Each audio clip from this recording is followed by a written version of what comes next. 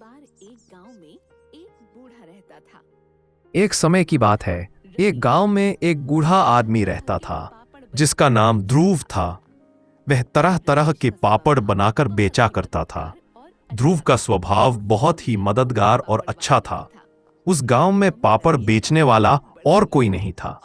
कुछ ही दिनों में ध्रुव का व्यवसाय बढ़ने लगा और कुछ दिनों बाद उसने अपने घर के बाहर एक नई दुकान लगा ली जहां से वह पापड़ बेचने लगा।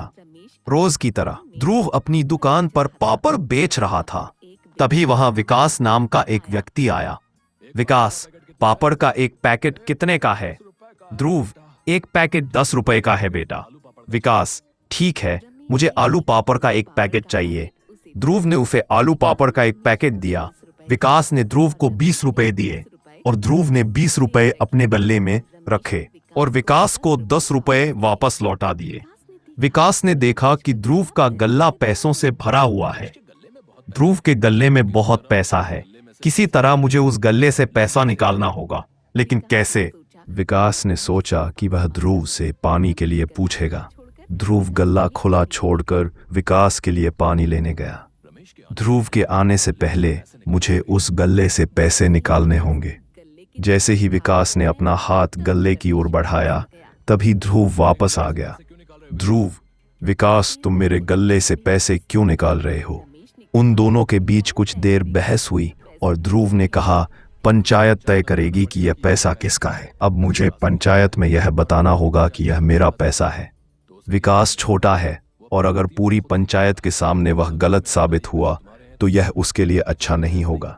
वह अपनी गलतियों से सीखेगा। ध्रुव, अगर तुम्हें लगता है कि यह पैसा तुम्हारा है तो तुम इसे रख लो। मुझे बहस नहीं करनी है। घर पहुंचा और यह सुनकर विकास बहुत खुश हुआ और वहां से चला गया। ध्रुव पापड़ बेचकर ही बहुत पैसा कमाता है, तभी तो उसने अपना पैसा मुझे दे दिया। मैं भी पापड़ बनाऊंगा और बेचूंगा। ध्रुव का पैसा चुराकर उसमें कुछ और पैसा मिलाकर विकास नया सामान ले आया और ध्रुव की दुकान के ठीक सामने पापड़ बनाना और बेचना शुरू दिया। विकास ने अपनी दुकान लगा ली। पापड़ ले लो, पापड़ ले लो।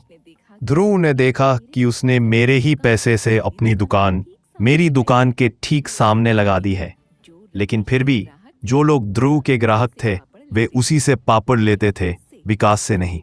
क्योंकि विकास एक नया व्यापारी था, लोग उसकी दुकान से पापड़ नहीं खरीद रहे थे और इसी वजह से उसके बनाए हुए पापड़ खराब होने लगे। विकास बहुत दुखी था। मेरे बनाए पापड़ खराब हो रहे हैं, कौन खरीदेगा? यह सिलसिला काफी दिनों तक चला और विकास का धंधा बंद हो गया। विकास के पास खाने के लिए भी पैसे नहीं थे। वह पूरे दिन दुकान पर उदास बैठा रहता था। ध्रुव यह सब देख रहा था। ध्रुव से विकास का दुख देखा नहीं गया और वह उसकी दुकान पर गया। विकास ने ध्रुव को देखकर भी नजरअंदाज कर दिया। ध्रुव, विकास, तुम उदास क्यों हो? तुम पापड़ का पानी की मात्रा प्रक्रिया क्यों नहीं बदल रहे हो? विकास ने पूरी बात बताई। विकास, चिंता मत करो, इस बार जैसे मैं बताऊंगा वैसे ही पापड़ बनाना। मैं तुम्हें पापड़ की सामग्री खरीदने के पैसे भी दूंगा और जब तुम्हारा धंधा चलने लगे तब तुम मेरे पैसे लौटा देना। विकास, मैंने तुम्हारे पैसे चुराए, तुम्हारी दुकान के सामने अपनी दुकान लगाई और फिर भी तुम मेरी मदद कर रहे हो। मैं अब कभी ऐसा व्यवहार नहीं करूंगा। विकास ने ध्रुव के बताए अनुसार किया और जल्द ही उसका व्यवसाय बढ़ने लगा।